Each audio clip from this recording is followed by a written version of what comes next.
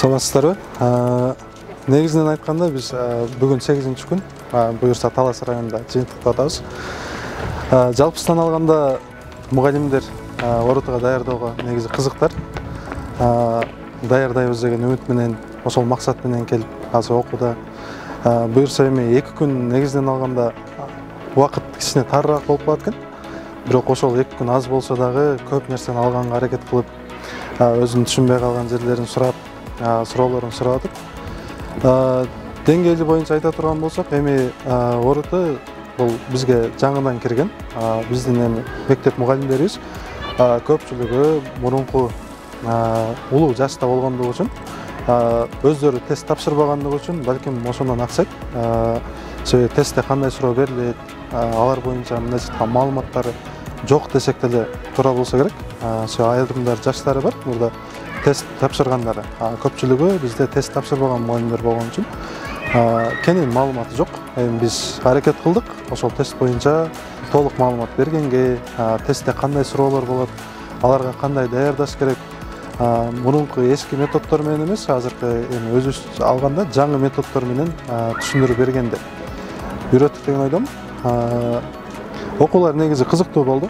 Эми 2 күн аз убакыт болсо деле көп маалыматты алды деген ойдомун. Болот дегенчи? Жашылса болот, же жашылса болот. Демек, жашоодогу окуялар баардыгы 3 көбөлүнөт экен. Биринчиси бул сөз. Бул жерде биринчи ата-эне ошол баласынын даярданышына кызыктар болуш керек. Себеби баардык нерсе ата-эненин колунда. Баласына туура тарбия берип, туура тандоо жасаганга жардам бере турган болсо, албетте анын баласы даярданат.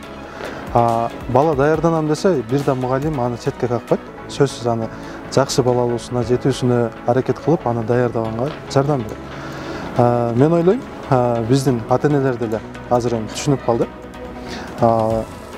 Орутудан жогорку бала алса, демек өзү каалаган кесипке өтө алат деген ойдо болсо керек деп. Анан сары болсун. Талас облусу мугалимдерине ийгиликтерди каалайм. Ушул алган билимдерин жугумдуу болуп, буюрса Таластан чыган инсандарды тарбиялап, окутуп чыгаруусун жана алтын сертификатка буюрса быйыл жетишин каалайм. Айта кетчү нерсе, башка облустарда мугалимдерди даярдоого негизи бизди чакырганда мугалимдер өз каражатынан акысын төлөп курстарын ушундай окуп даярданышат.